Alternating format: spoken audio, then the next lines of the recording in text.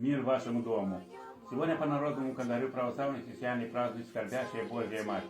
По церковному календарю православной церкви сегодня чтит память икону Божьей Матери всех скорбящих радость, мученика Арефа и с ним 4299 мучеников, преподобного Зосимы Верховского, преподобных Арефы, Сисоя и Феофила, затворников печерских в ближних пещерах, блаженного Елезвоя, царя Ефиопского, мученицы Свекритикии Мигранской и двух дочерей ее, святителя Афанасия I Константинопольского патриарха, исповедника Георгия Кассидиса и другие православные святые, имена которые вспоминают в этот день.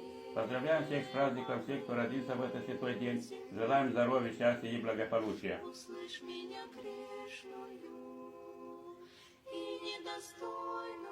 Светлая память ушедшего в мир иной.